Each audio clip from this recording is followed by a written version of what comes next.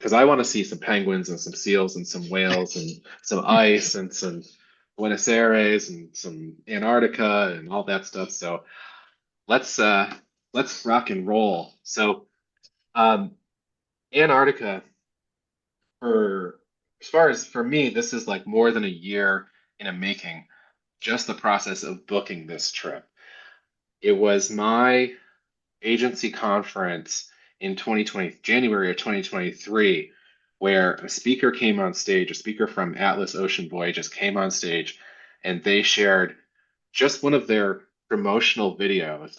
And there was 150 travel agents in the room that like just got silent after that video. They watched that video and like it just changed the tempo and the mood in the room. And I said to myself right then and there, I'm like, I am going to Antarctica and I am going to go with Atlas Ocean Voyages. Um, so I kind of said, well, my vacation at 25 is kind of all booked up, so I'm going to go in 2026. It's going to be the tail end. So then I'm like talking to the Atlas folks about when are we going to be able to book November of 2026? So we had to wait all the way until March of 2026, and as soon as the dates for November of 2026 came out in March of 2025, like 2 months ago, I grabbed group space immediately. So, so we have that secured now. For me, this is a cool thing because for both Maggie and me, this will be continent 6 and 7. Maggie's already done South America, but I have not. So this will be 6 and 7, and 7 for her. So it's very special for us. We're very excited, and hope to share it with many of you. Um, I had Andy Fuentes come on and do a webinar like this about a year ago, and it has been a whole year. The company has grown a year. We have all grown a year. Justin from Atlas has recently gone to Antarctica, so I wanted to get his view. And I also, now that people are in the middle of deciding whether or not they're going to go on this trip, I thought let's refresh all the information. Let's get some new penguin videos and see some people jumping and doing the polar plunge. Let's get all this newness out there and kind of refresh everything and see if people what people think. Um, this presentation is going to be very specific to our trip and Justin's experience. So I'm looking forward to that.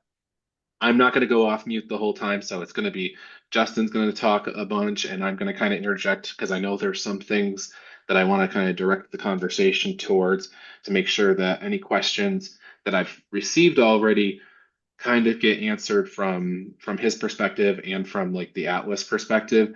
If you have questions throughout, feel free to type a question into the chat box. I'm open to it. If you're comfortable coming off mute and asking the question yourself, feel free to do so. We're a small group tonight because I intentionally did not invite a ton of people to come. So, so feel free to do that if you want to come off mute and ask a question yourself, or feel free to just type it in the chat box. Welcome, Aaron, who just joined in. Um, so with that, um, I am going to turn it over to Justin. Justin, you can go ahead and get started, and I'll jump in throughout. Perfect. Well, hello, everybody. I am so happy to be here with you today.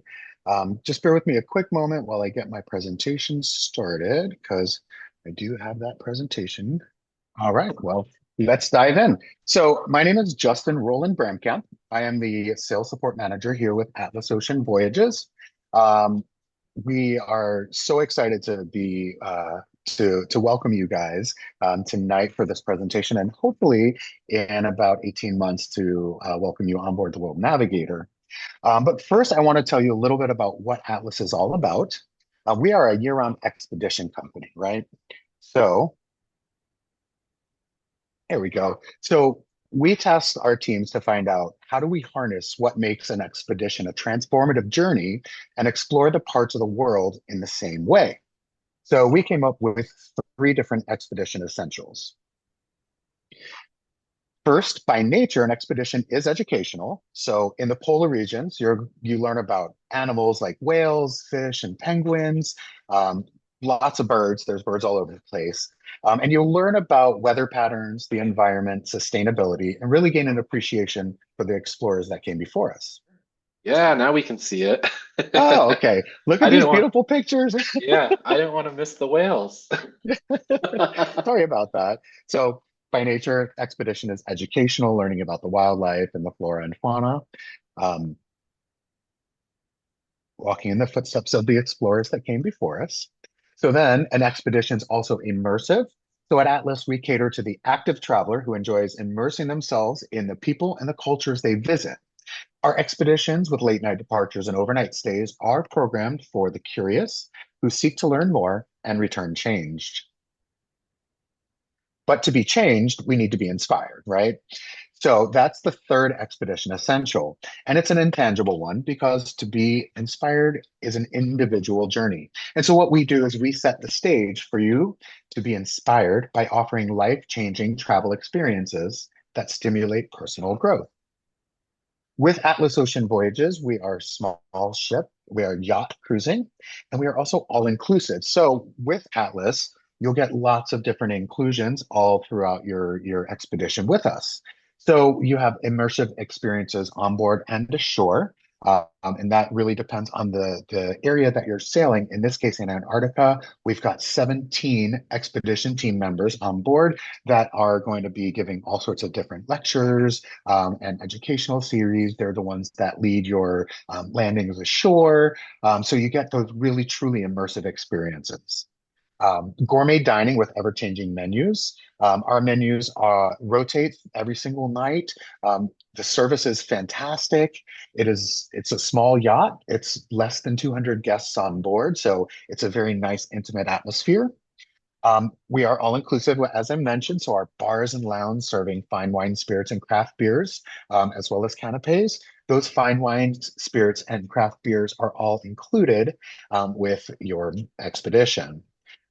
Specialty coffees, pressed juices, and afternoon tea service are also included as well. In your stateroom, which we'll get to see a little bit more in depth shortly, we'll have your mini bar stocked to your preference. So you just let your stateroom attendant know what you like, and they'll make sure it's there for you. There's also a Nespresso machine with coffee and Vera water. 24-hour room service is available. We have L'Occitane bath amenities in the bathrooms. If you haven't had any L'Occitane products, they are fantastic. They smell great. They feel great. So it's a really nice way to get refreshed in between your landings. Gratuities are also included. You don't have to worry about, do I have to tip or do I have to tip extra? Of course, you're welcome to tip extra, but you don't have to do anything because the standard gratuities are included. In your stateroom, you'll have a pair of nice binoculars to use throughout your voyage. And when you're doing your landings, you'll be able to use the walking sticks that are provided by the vessel. Butler service in the suites. If you do decide to book into a suite, which I recommend, they're gorgeous, you'll have your butlers to take care of whatever needs you may have. And then we also always include trip delay and medical evacuation coverage. Antarctica is a unique and remote place. We want to make sure that you're taken care of and that you're protected. And what we do in our day-to-day operation is to make sure that we provide the best quality of product for you. So having that trip delay is a one way to take that worry off of you, um, you know, heading down to the White Continent. Can I ask a So couple, can I jump in with a couple of questions on these Absolutely, ones? for sure. So so like what's the rooms what's on the room service menu? Do you remember? Room service menu, during the day, it's pretty full. So you're going to have standard burgers and wraps and salads, soups, appetizers. For a room service menu, it's pretty robust. On the late night menu, it's much more limited. So you'll have your burgers and fries. I believe there's quesadillas on there. If I can be perfectly honest with you, for the Antarctic voyages, you're probably not going to be ordering anything late night because after dinner you'll probably want to go to bed because you'll be exhausted. So, it is a limited menu at night for the overnight, but it's enough to get you by. And if there's special requests, the vessel will do the best that they can to accommodate. Gotcha. And then I think just another thing I was thinking when you said it, and I don't know if it hit home for other folks too, is that you mentioned there were 17 um, expedition experts and Mhm. less than and 200 or so guests, which is Yeah. like, I mean, a lot of times in the industry you talk about like a crew in general to guest Mhm. ratio, and to have like expedition expert to guest ratio being like something like 1 to 8 is pretty darn cool. Oh yeah, it's fantastic. As well as our general staff to guest ratio is nearly 1 to 1. In Antarctica, we actually max out at 174 guests on board, because some of the staterooms that we would normally have available on a different itinerary are being utilized for the expedition team, and those are those ocean view staterooms. So we don't really have a lot of those available in Antarctica, if at all. Um, so you'll have the opportunity to book into a veranda or horizon stateroom, which we'll cover up ahead.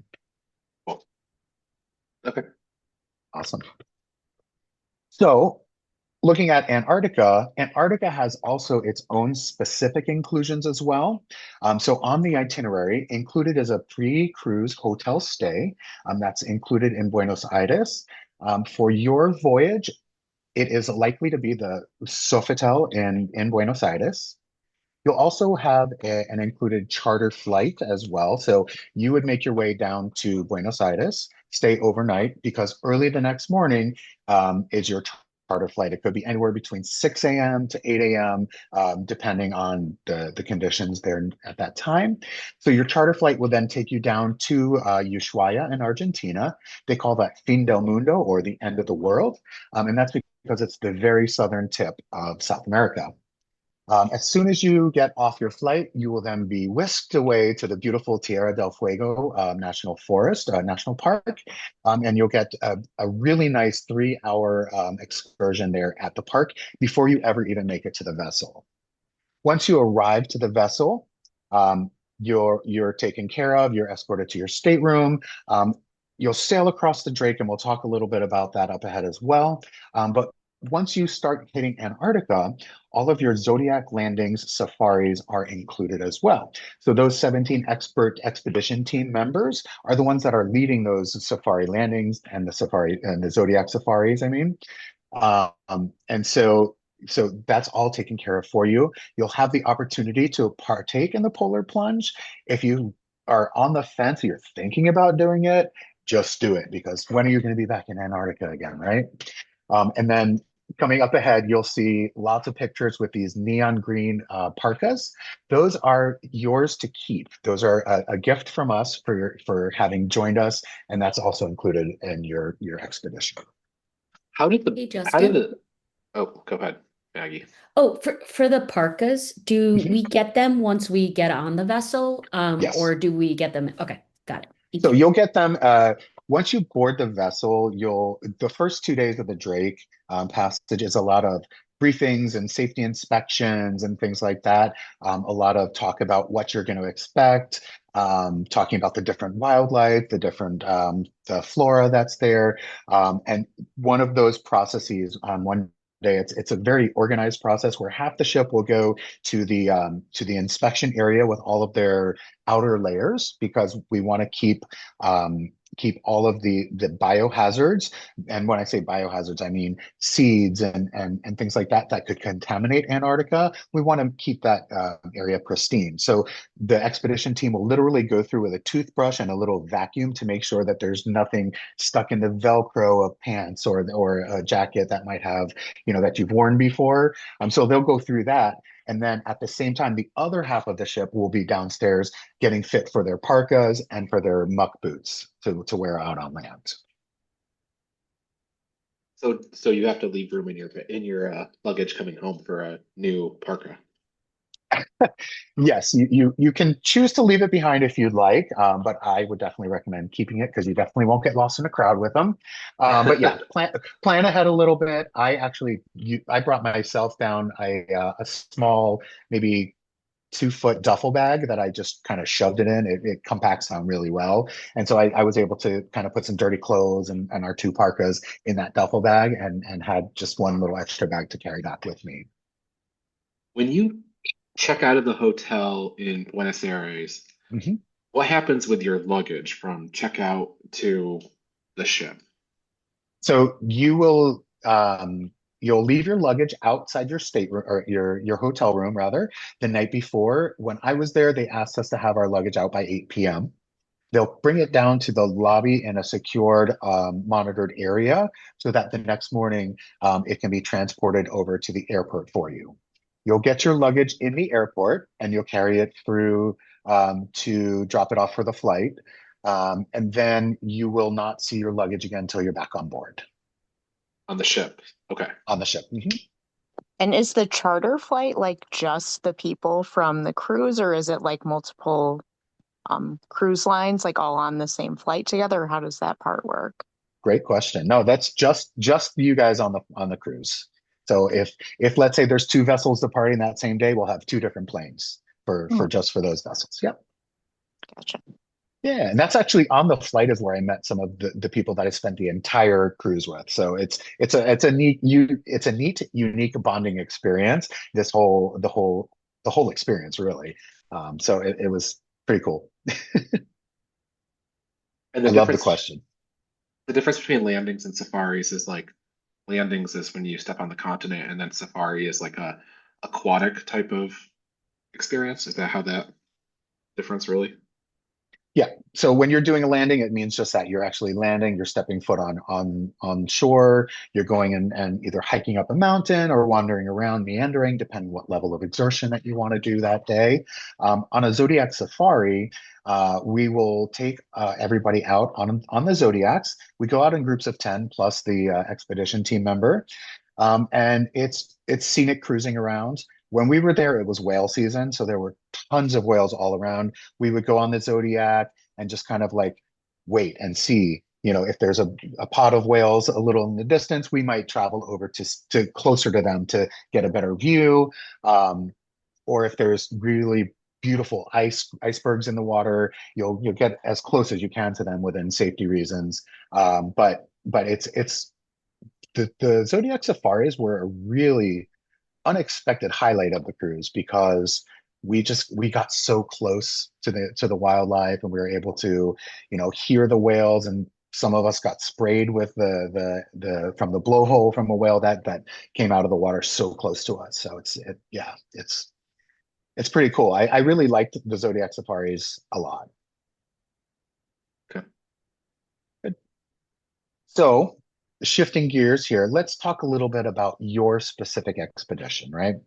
So, this particular itinerary we're looking at is we call it Antarctic Discovery, and it's a Ushuaia round trip itinerary, meaning the ship departs from Ushuaia, returns from Ushuaia. That doesn't necessarily mean that that's your entire trip because you start off in Buenos Aires, right? So the itinerary will start with in Buenos Aires. You fly down to Ushuaia. You'll board the vessel and you'll sail across the Drake. It does take 2 days typically to get across the Drake, unless you're really, really lucky and you get what we call the Drake Lake. Drake Lake means the water is smooth as glass. The ship can go at full pace, and you get there a little bit quicker. We planned for 2 days of navigation because you typically will get the Drake Shake more than the Drake Lake, and the Drake Shake. It takes a little bit longer to get there just because we're navigating the seas. You'll also notice that on this itinerary here, the November 11th through the 14th are just listed as exploring the Antarctica Peninsula. And the reason for that is because the weather in Antarctica is very unpredictable. It can change on a dime. It can be very, very rough. It can be very, I'm trying to think of a good word there, but you kind of get the gist, right? So in order to locate and find the best places for you on the day that you're in that area, The captain and the expedition team leader will confer between themselves, monitoring weather patterns, reaching out to other captains or other vessels that are in the area to see what areas have the best wildlife at that time. So there's a lot of planning that happens like on the spot while you're out there. So that's why we list it as just exploring the Antarctic Peninsula or captain's choice, because we may say, hey, we're going to be in Neko Harbor for the morning of this day, but Neko Harbor might be experiencing bad weather and we might shift to another place, right? So we asked for three rules in Antarctica. The rule number one is flexibility. Rule number two, flexibility. And rule number three, flexibility. Because things can change on a dime, like I mentioned. I also want to take a moment here to talk a little bit about this specific itinerary for you guys and what that means. Um, I understand that this itinerary goes out in November of 2026. Keep in mind, this itinerary itself came out in mid-March. So we're 2 months in, we've still got about 18 months to go, and we're already sold at about 16% of the occupancy, which at this stage, it shows a high demand. So I only say that because I don't want anybody to decide later on down the line and then the voyage be sold out and you miss out on the opportunity. So if you're on the fence and you're considering it, keep in mind that there is some urgency there to get booked just because of the limited space on board. We only have 95 staterooms, and several of those are taken up by the expedition team. The other thing I want to highlight here is the price of the voyage. Now, you should all have Ryan's handout as far as the pricing for the itinerary. At the time that this was held, there was a price advantage. It was a reduction in the price from any general person that's just booking off the street. In addition to that, we've also raised our prices at the beginning of April. When we raised our prices, Ryan's prices are locked in. So though our price continues to increase quarter by quarter, Ryan's pricing is locked in so that you maintain that price advantage over somebody that's booking just by themselves, not going into a group, right? So the other thing that I also wanted to highlight, and that's my last point on this particular slide, is what do you do on the days at sea? Now, I kind of highlighted that the first couple days of where it's a lot of lectures, and on those days I learned about the different types of whales that are in Antarctica. I learned about in a different lecture about the birds. I learned on a different time we learned about the different plant life. Other times we have two expedition team members that were on my voyage that were both professional photographers. So each one of them did a different photography lesson kind of or a lecture for us and talked about best ways to get the best imagery while you're down in Antarctica. That little penguin there with the rock in his mouth, he actually was stealing pebbles from another penguin's nest and bringing them over to his nest. This picture was taken on an iPhone on my iPhone. Wow. So yeah, so it was yeah. So you can see like I learned a little bit about some photography there as well. I think it's a pretty good picture. So there's a lot to do on those first 2 sea days. Plus, I mentioned as well, we're doing the bio inspection, the fitting for your boots and parkas. You're making sure that everything is in order so that when you arrive to Antarctica, you're not wasting any time. You're getting right to your first landing. You do your landings those 4 days, 5 days, and then you have your 2 days on the Drake back. There are still some lectures and some learning experiences going on, but those days are more of a kind of a cruise and review kind of day. We have different activities throughout the vessel, as well as we'll do like a nice presentation at the end. So all of the expedition team members come up and they talk about, let's say, what their highlights of the voyage were, and they kind of show those images. They'll talk about they'll on our cruise, they had about a 20-minute video of the different highlights and videos and things that they've collected from different guests throughout the voyage. And it was a really beautiful presentation set to nice music. So it's a much more relaxed pace, but there's still a lot to do. And you can choose to participate or not. So if you want downtime, there's board games and cards and things like that that you can do. Or if you want to just kind of sit in the lounge and have a cocktail, you're welcome to do that too. So the world is your oyster. So those first two sea days, a lot to do, a lot to get prepared for, and those last two sea days are more of a wind down for the voyage. I spent the majority of that time kind of socializing with the friends that I made over the course of the cruise, and we, caught up on our highlights, shared videos, and shared photos with each other, and it was a nice way to kind of seal that bond that you've made with your fellow explorers. A logistics question Yes, regarding the so we have the round trip flights to Ushuaia. yes. Do you is it like do we book flights out of Buenos Aires on the 17th, or do we book them out on the 18th, or like, because do we know what time the charter flight's going to be returning to Buenos Aires? Or The charter flight, I believe, is returning about 12 or 1 o'clock in the afternoon. So it departs about 10. It's about a 3 hour flight. So it's about 12 or 1, depending on when it leaves and all that. And once you get to back to Ushuaia, no, to Buenos Aires, sorry.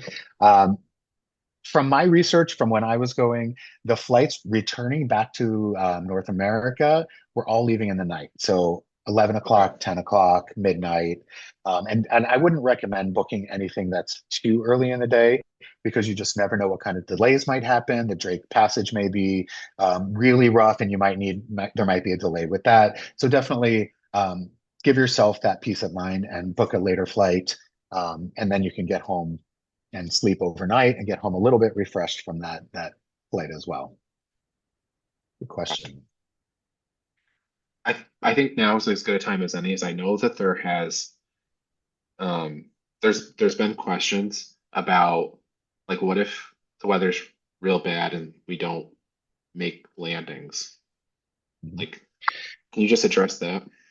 Absolutely. So weather and safety are the two factors that come into that, right? Um, when I went on my voyage, and I'm just going to keep referring to my experience because I think it's a really good experience, especially for this particular question. Um, when we got to right before we departed, we got notification that the weather was real bad and that our tour of the Tierra del Fuego National Park was going to be skipped. And we were going to go right to the vessel and start heading across the Drake immediately because we wanted to try to get ahead of a weather system because the comfort of our guests is paramount, right? It ended up not working out that way, and we ended up delaying our departure by a full day. We were lucky in that respect because number one, we got a bonus night to spend in Ushuaia. The ship is already there. You're able to get off, go out and explore. We did a bunch of shopping, got some nice souvenirs while we were there. And because our trip to the Tierra del Fuego National Park was canceled for the previous day, we were then able to go 8 o'clock in the morning and spend a little bit more time than we would have been able to the previous day. So I think we were there for about 4.5 hours, where typically it's a 3 hour tour. For me, I look at that delay as a bonus time in Ushuaia. We got to do the Tierra del Fuego National Park. While you're out in Antarctica, there's a lot of different conditions that can come into play, and it can look gorgeous at the moment, but there could be a storm on the horizon. The weather can change at any moment, and the master of the vessel, the expedition team leader, are watching all of this. So they'll make the call whether or not it is safe to land or safe to do a Zodiac safari. The way that they plan is they'll look at the weather and see if they can find a harbor or a place that's somewhat sheltered by either mountains or something like that, that they're able to get in, do the landings, and hopefully avoid any of that weather. The last thing that we will do is cancel landings altogether. Because at the end of the day, what you want to do is get your feet on Antarctica, see the wildlife, experience the majesty and the amazement of it. And we definitely will do everything in our power to make that happen. However, what we won't do is put anybody's safety at risk. So if it is determined at the end of the day that it is a strong safety concern, we're going to make the decision based on the safety overall. we don't make that decision lightly. There has been in all of the voyages that we've done, there's been one voyage where the weather was not in agreement with us and we were not able to land on continental Antarctica. We were able to land elsewhere in South Georgia Island, I believe, as well as the Falklands on that particular itinerary. So we were able to get on land, able to see some penguins and do all that. However, the physical stepping foot on Antarctica continent, it didn't happen that on that one voyage. Every other voyage we've been able to at least once or a few times. So I truly believe at the time that you guys would be heading down there in early November, you may experience some weather. It's the very beginning of the going into their summer season. But I think you should be all right. Good. Good. All right. So now we're talking about the actual itinerary itself. There are a couple of other options that are available for you to extend your journey a little bit. So we have a pre and post extension option here for Buenos Aires. So with the Buenos Aires extension, it's a 3 day and 2 night edition. So on day one, you would actually arrive to to Buenos Aires, and you would do an exploration of Puerto Madryn. So you would transfer to your hotel from the airport, savor authentic Argentinian cuisine at a local restaurant. After that's done, you get to stroll through the revitalized Porto Madero district, featuring the iconic de la Mujer, which means the woman's bridge. And that's a symbol of the city's modern architecture and their cultural heritage. So you can see that here. Um, so after that, you'd head back to the hotel for the night. The next day, day two, is going to be your city highlights and your tango experience. So you'll start off at the Plaza de Mayo, which is the city's oldest square. It's home to the Casa Rosada. Okay, cool. So that's the Casa Rosada there, and that's the presidential mansion for Argentina. If anybody's a fan of the show or movie Evita, this is where the balcony was that they did the speech, et cetera, et cetera. After Plaza de Mayo, you'll head over to San Telmo, which is a bohemian neighborhood, and it's known for colonial architecture, art galleries, and vibrant street murals. Beyond that, once you're finished in the San Telmo region, you'll head over to La Boca. La Boca is a colorful district, and it's reflecting its Italian and immigrant roots, where tango music fills the air and street performers are common. So I've been to La Boca, not on this particular expedition when I was there, but in a previous life. There was a tango parade that happened through the street, and it was a live band that was performing. You had tango dancers dancing in the street. It was a wild and magical experience. I really liked that. And then finally, you would visit the Recoleta Cemetery. And this one is an iconic cemetery housing elaborate mausoleums, including the tomb of Eva Evita Peron. So you can see here, she was originally found Eva Duarte, and her plaque is the one on the right-hand side all the way to the top. All right, so in the evening, you'll immerse yourself in the passion of an Argentine tango at a renowned venue, completed by a traditional dinner. And then on day three, that's where your departure or continuation would be. So if it's done at pre-cruise, then this would be the continuation where you would then fly to Ushuaia and then head down to your Antarctic voyage. If it's post-cruise, then on day three, you would transfer to the airport for your journey home. So this particular itinerary offers a rich blend of culture, history, and local flavor, provides a memorable experience in Buenos Aires. So if you wanted to add on a little time either before or after, this one's a great one. And we also have one other experience as well, and that's going to be a pre-expedition land program exploring Iguazu Falls. Hey, So with Justin, this one, Justin, just one moment, because I know Mike had dropped off and dropped back and came back in, and I saw that he was able to unmute for a second, and I just wanted to see if there was any questions up to this point that he wanted to ask, since I think he can come off on mute now. I'm actually good. Thanks, Brian. Okay. Thanks, Mike. good. Nice All to right. hear your voice, Mike. All right. Go ahead, Justin. All right. So Iguazu Falls, first you would arrive for your transfer to the hotel. You would have your authentic Argentinian cuisine at a local restaurant. Now exploring the Recoleta Cemetery with its elaborate mausoleums, rather. Stroll along the Alvear, famed for its French-inspired architecture and historic mansions, and then conclude that first day with a tango show and dinner. Day two, you would actually fly over to Iguazu Falls, which is a UNESCO World Heritage Site. You get to experience the breathtaking Devil's Throat, where water cascades from three sides into a U-shaped chasm. You'd get to also embark on a zodiac safari to get up close to the falls. Day three, you return to the falls to witness awe-inspiring Devil's Throat from a different perspective. Enjoy lunch at the National Park restaurant, and then fly back to Buenos Aires and transfer to your hotel for dinner. Day four is your journey to Antarctica, where you check out and transfer to the airport for your flight down to Ushuaia, and then start your expedition there. All right, so those are two, the first one pre and post options, and then your second one, Iguazu Falls, is a pre-cruise option as well. So once you get down to Ushuaia, then you get to board your beautiful vessel, the World Navigator. World Navigator was actually the first vessel in our fleet, and she joined us back in 2021. So she's just 4 years old. Our ships our yachts rather, are less than 10,000 tons, which translates to fewer than 200 guests on board.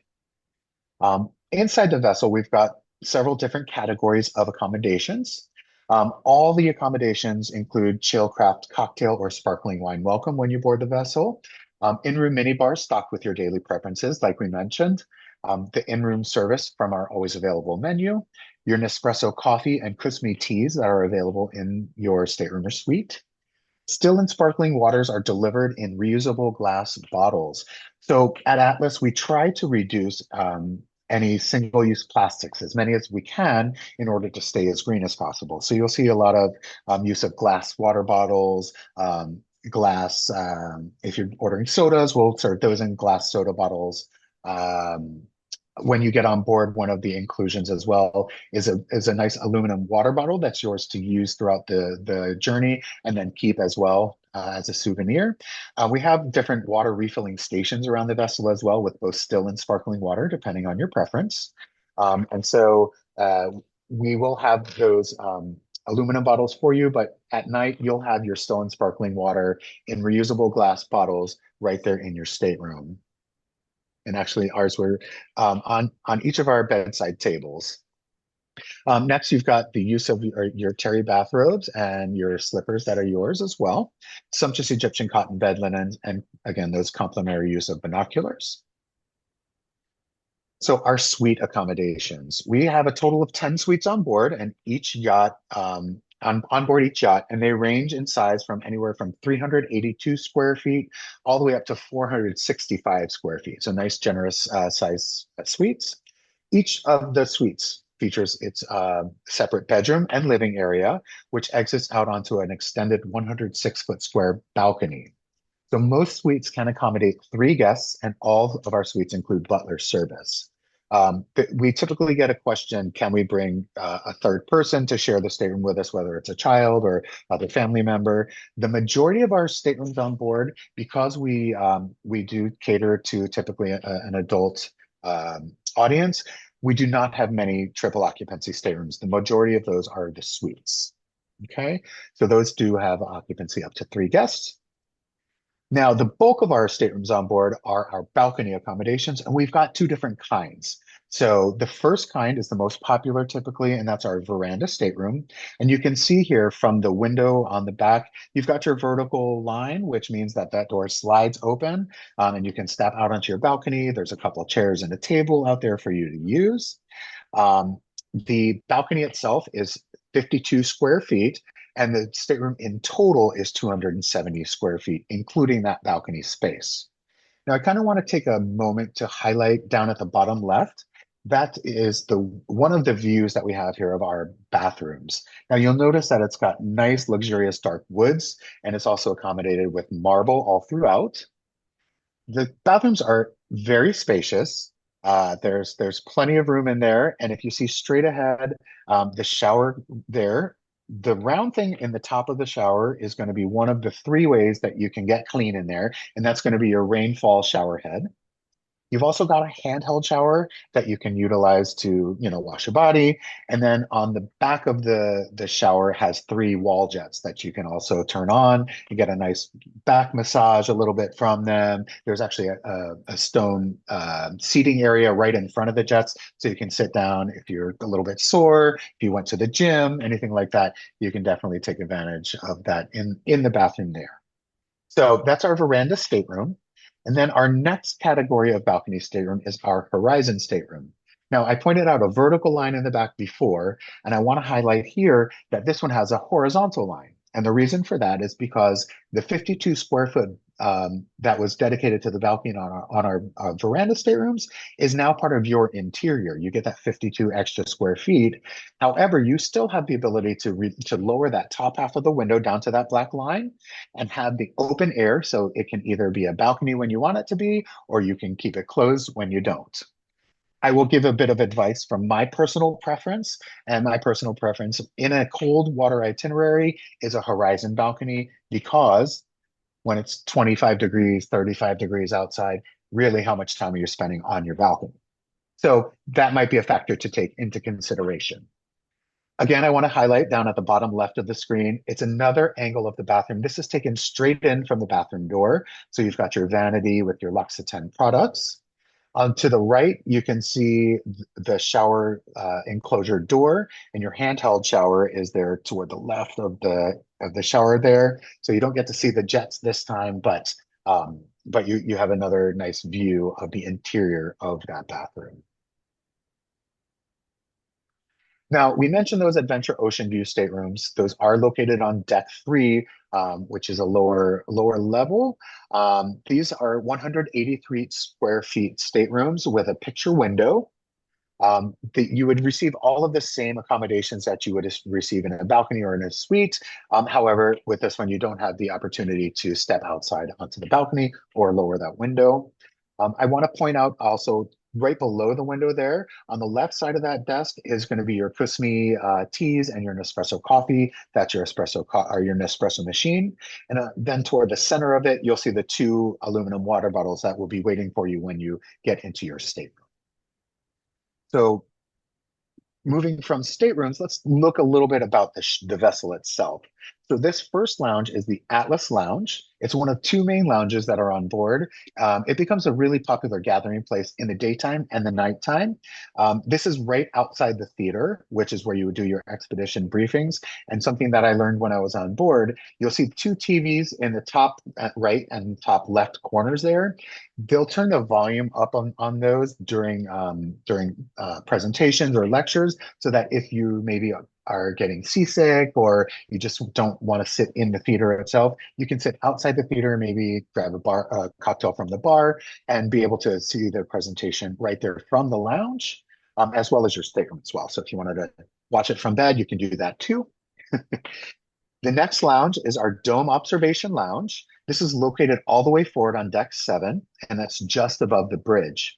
This lounge offers gorgeous views during scenic sailings and has 270-degree floor-to-ceiling glass windows along with a skylight dome, and that's where the lounge gets its name.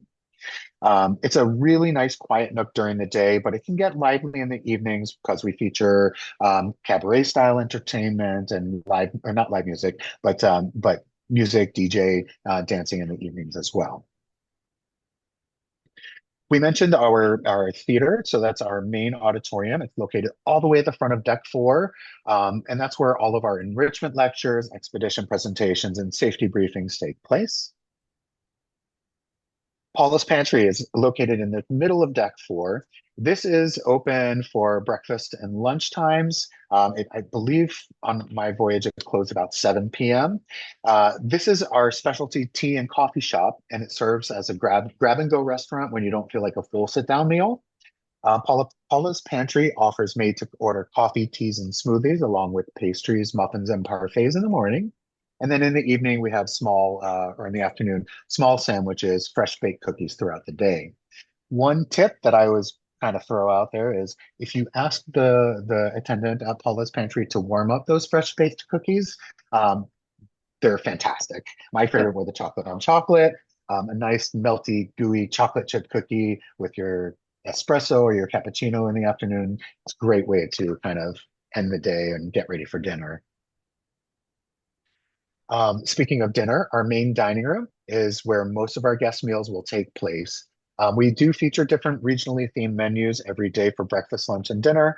And then we always have our always available classic fare too. On board, we know that health and self-care is very important. So we do have a spa on board. Our spa has two treatment rooms with two massage therapists. So I highly recommend grabbing a massage. I was shocked at how reasonable the pricing was for being a luxury cruise line. The pricing was very reasonable. We also have a relaxation room, which you'll see there on the top right. And then at the bottom right is going to be our dry sauna. It was really cool during the polar plunge. We jumped out of the 28-degree water, ran up to deck 4, hopped in in the dry sauna, and were able to warm up a bit. And we were also able to see we had a bunch of whales that were just hanging out around the ship during that time as well. Excuse me. So, Justin, one thing yes. about you mentioned that the massages are reasonable for a luxury ship. I'm pretty Mhm. sure they're reasonable for any ship. They're reasonable for land, even, I think. Oh yeah, And we get, as part of our group, each person gets $200 on board credit, and absolutely. that more than covers, I believe, the cost of the massage. Um, Yes. Now and I can't promise what the prices will be when you get on because it's 18 months away. When I was there in March, it was $125 for a massage, which is phenomenal for any cruise line anywhere. You're absolutely right, Ryan. yeah, I think on the Disney cruise that we did recently, it was $190 for an Mhm. hour. So, Yeah, yeah, so it's a fair price. And what else are you going to spend the $200 on? So, very true. You have that, and you also have our gift shops. So the gift shops on board, it's very small, but there's some really cute Antarctica stuff. I bought it's a flat metal Christmas ornament from Antarctica that I'll put on my tree this year. I bought an Antarctica baseball hat, a lanyard. There's all sorts of goodies in there that you can definitely take advantage of that onboard credit with too. I guess the other thing is, logistically, if you want to do the camping or the kayaking, those get charged on board, right? So your onboard credit actually could go towards those too, right? Absolutely. Yep. So those are that was the only other thing that we can really spend money on board. So yeah, Yeah. you're absolutely right. Okay. And then so in addition to the spa facilities, we've also got a fitness studio on board. We do not have a fitness instructor, and yes, we do not have a fitness instructor because the entirety of our fitness room is right on screen. This picture was taken from the door of the facility. So you can see there's a couple of cardio equipment, pieces of a cardio equipment. You can see an exercise bike there at the bottom right. There's a full set of free weights. And as well, there's also some stationary exercise equipment out on the open deck on deck 8 that you can definitely take advantage of as well. Now, the next and final ship photo I want to show you here is what we call Water's Edge. The Water's Edge is located right at the front of deck 5. It's open to all of our guests while we're not inside the Drake Passage for safety reasons, of course. Out on the water's edge, it's a great way, especially when we're doing the scenic cruising, to be outside, have a nice view of everything. And you'll see the white kind of hump at the bottom there. That all around the edge of that hump is a couch where guests can sit. And you can actually see somebody at the very bottom right of that sitting. Okay. That couch is actually heated. So while you're sitting out there, if you want to enjoy the majesty of the area that you're sailing, but you want to stay a little bit warmer, you can sit on those heated couches too. So it's a nice touch. Now, I'm going to shift gears after this and go into my experience when I was there. So I kind of want to take a pause before I go into my stories to see if anybody has any questions, thoughts, anything that's kind of out there lingering that you're not quite certain on. Hey, I do have a quick question. You talked about the parka, and I may have missed it. You supply muck boots. What about waterproof pants for landings? Great question. We do have waterproof pants on board for purchase. If I can make my strongest recommendation here, buy them on Amazon. Amazon, they're about $40. In our shops, they're about 300. So definitely plan ahead, bring those with you. You definitely will need them though, because there are some water landings as you're getting off the Zodiac where you're stepping into the water. Also, while you're going through the water, you can get splashed. So having those waterproof pants will prevent you from going into hypothermia and having to go right back to the vessel and maybe perhaps missing out on a landing. On the waterproof pants, on your website, is there an example of what is available on the ship so we have an idea? Um, I don't think that there's an example of what's available on board the ship, but there are. I mean, it's a full selection of them, and you guys are there at the beginning of the season, so they probably will have full stock of everything. Um, like I said, I would definitely recommend getting those waterproof pants ahead of time, though, if at all possible, so that you can, Is save there, a. I guess, is there a recommended set of some brands or anything like that? Maybe that you could, or guidance like temperature guidance or something like that that you could, so that we know that we're buying the right thing. Yeah, I mean, any type of waterproof pants that are out there. I personally got fleece lined waterproof pants because it helps keep that warmth in as well. But no, there's not necessarily a specific brand. But plan ahead and have them. I saw several different brands on Amazon, and to be honest with you, they were all perfectly suitable. Good question, Mike. Anybody else? All right. Well, if that's the case, well, then what I would like to do is kind of show you some of my highlights from when I was there. I'm going to talk through them and I'll show you guys a couple videos. Ryan and I discovered that the audio for the videos is not coming through. So I'll kind of talk to what's in the videos. I really wanted you to hear the sights and the sounds of what was happening there, but unfortunately, it's not going to work for this particular presentation. So I mentioned that we got to visit the Tierra del Fuego National Park. This is it's like the beginning of the park there. So you got to take a nice picture with the sign. Right when we landed, as we were getting off of our coach, we kind of noticed that there were some foxes off into the distance. And so we were able to get some pictures and watch the foxes eating a meal. We weren't sure exactly what it was eating because it was a little further in the distance to be able to see it. But they were sitting there and really uh, taking advantage of it. But it was such a cool sight to see. You can see that the park is absolutely stunning. It's safe. There's boardwalks that you can walk through and take in the sights and the natural beauty of it. Another area of the park, and something that a lot of people talk about a lot, is the southernmost post office. And so this is the southernmost post office in South America. It's I thought it was going to be something a little bit different, a little bit more, but it's a very historical building inside. It's got all the old artifacts and the true antiques that were there from eons ago. And kind of just to give you a bit of scale on how big this post office is, that's it. That's the whole post office.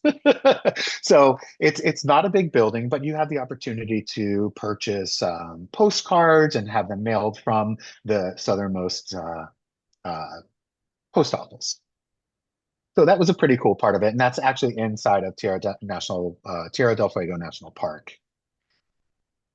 The ship will, or the yacht will provide you with a beautiful Antarctica map for your very first landing. So this was the first time we stepped foot on continental Antarctica. So we got to do some hiking and travel around. One of the things that you'll get to experience while you're on board is the expedition team is keeping you informed of what's happening on day-to-day basis. So with that, each day they provide us a map. And every day the map is updated with the different locations where we visited. This is the actual map from my voyage. And you can see that we started off in Ushuaia, headed straight down. We started off landing a couple of spots in the South Shetland Islands. And then we traveled down to continental Antarctica, where we're able to do lots of different landings, Zodiac cruises, kayaking multiple times throughout the journey as well. And we did get to experience camping on the ice. So I mentioned you guys that I would show you a couple of videos. So that's what's next. Let me pull those up. So this first video is a seal that's swimming through the water right next to one of the Zodiacs. You saw the body there, and he's about to pop up and say hello. Hey! So super cool. A nice little seal there. These two seals are Waddell seals, and they were just relaxing on an iceberg. One looked up to see what was going on next to him. They're not too And keep in timid, huh? mind, They oh didn't no, pull away.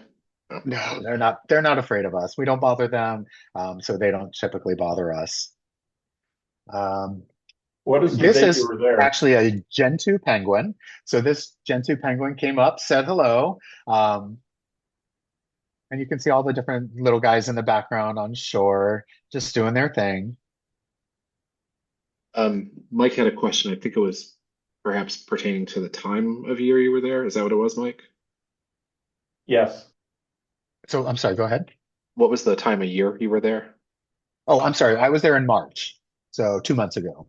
So you guys are going down at the beginning of the season. I was there at the very end of the season.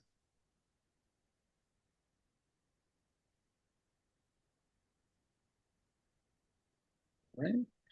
And then our last video, oh no, second to last video. This one really pretty. There was I believe that's an albatross, but I could no, I forget the name of that particular bird. But the bird was traveling along with the Zodiac. And let me see. It looks like my last video didn't want to show up, so I'm gonna open it in a different way because this one's the fun one.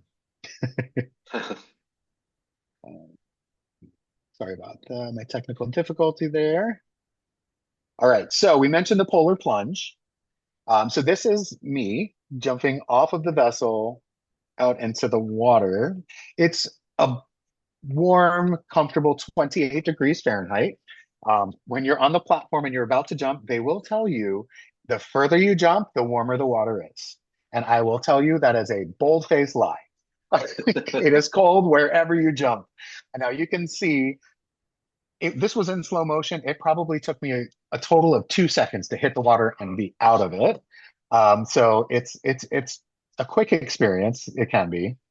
Um, Now, let me see about getting back my presentation. There we go. So we saw the video of me jumping in. This is what the other side of that looked like.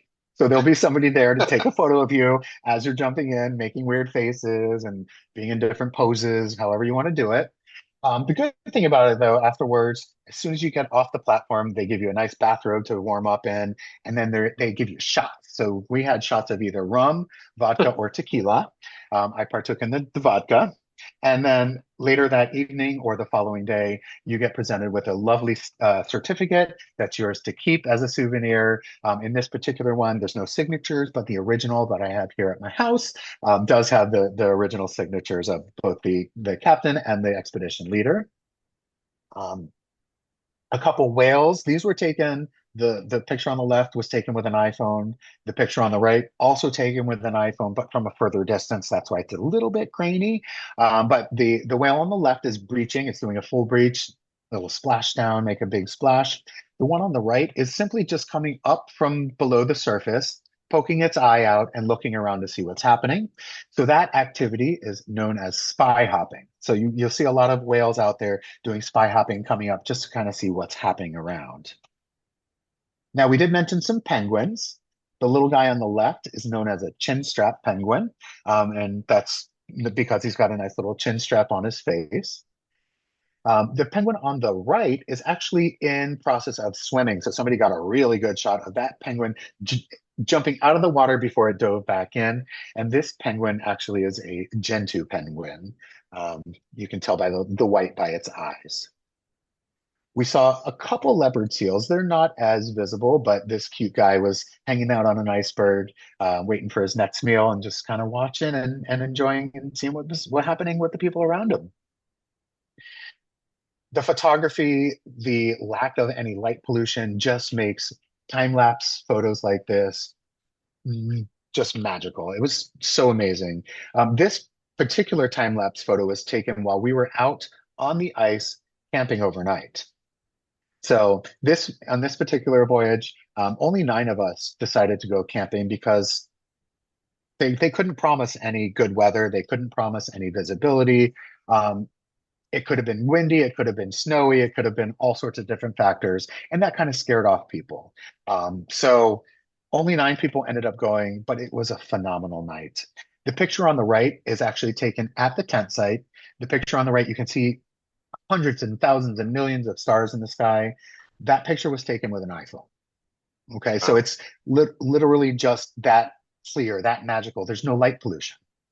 We were really lucky doing camping because there were so few of us. They had small 2-person tents, and that's what you can see there at the bottom of the picture. So we were able to put our bivy sack into the tent and have a little bit more shelter from the wind. Normally, what you would do is go out there, you would dig yourself kind of a hole in the snow and the ice, and you would lay your bivy sack out there and you would zip in for the night. So it is definitely a rite of passage. It's a bragging right. It may not be the most comfortable experience, but it was magical, and I would never trade that experience for anything else in my life. And you get a nice certificate at the completion.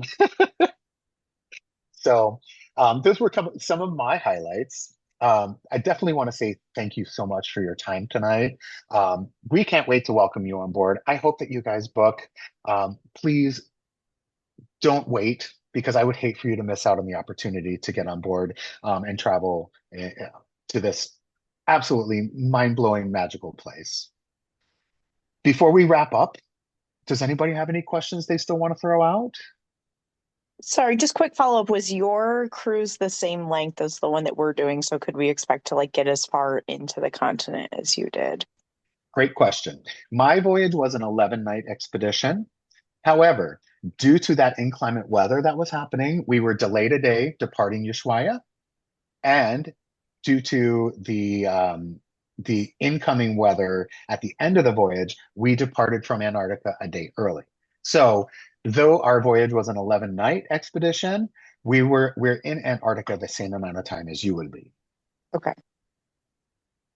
So, and on my expedition, we did 13 either landings or zodiac safaris.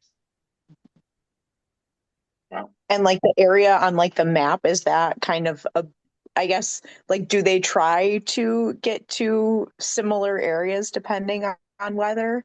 Yes, absolutely. So the South Shetland Islands is typically that first stop, and that's a little bit further north of the Antarctic Peninsula. But once you pass the South Shetlands, you're kind of bouncing around to different ports or different landing sites on the Antarctic continent. Okay. Yeah, great question, Mercer.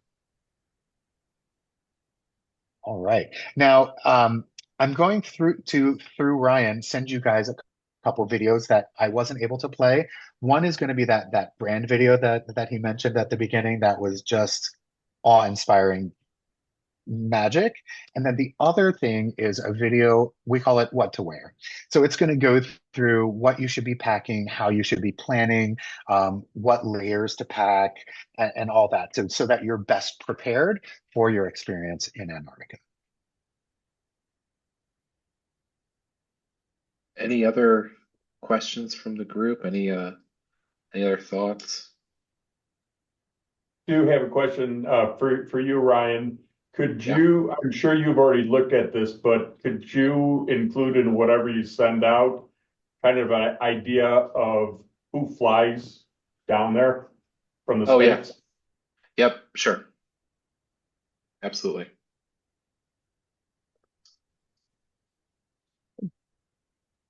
All right. And now, if you guys have any other questions, please feel free to reach out to Ryan, and I'm happy to jump on a call if anybody else wants to chat or anything like that. So just let us know, and hopefully we'll get to welcome you on board in November 26th. I have a Hey, Jason, question. I just wanted to say, we are intrigued. We actually had to cancel 2 bookings to Antarctica, one for health reasons in 2019 and one for COVID in 2020. Oh So man, I'm glad Ryan introduced us to you. I'm glad to. I think it'll be an amazing expedition. Um, on board the vessel, because it is a luxury cruise line, you've got this amazing service. It's just such a nice experience. You guys will absolutely enjoy it. So, Justin, because I kind of can tell from the comments here during the sea days, it seems like Maggie will be getting massages. Am I able to donate my $200 onboard credit to her? Since Absolutely. So it's applied as a credit for the stateroom. So you'll see it'll be a total $400 credit, and then whatever goes onto your folio will then be charged out of that first, and then the rest to you. So I asked that in a joking way, but like I know if like somebody wanted to go camping and the other person didn't want to go camping, like the whole $400 could get applied to the camping trip type of thing. So Absolutely, absolutely. yeah. Okay. Well, Justin, thank you so much. Again, like I told everybody, just the booking part of this has been a year in the making, more than a year in the making for me. And as you heard Mike say, like he's been booking Antarctica for 3 years now, or 4 years now, or 5 years, 2019, I think he said. So it's really exciting. So I can't wait to go a year and a half from now. Uh, so we just need to get the countdown clock going. So thank you, Justin. It'll be a pleasure. I'm glad to be here.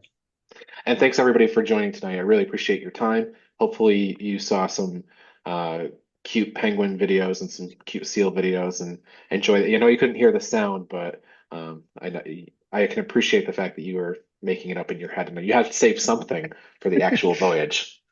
I can do the penguin sound. Purr, purr, purr. The rest you have to save for actually going. Yes. All right. Thank you, everybody. We'll see you later. See you Thank on you so board. much, both of you. Bye. Pleasure. Thanks. Thank you.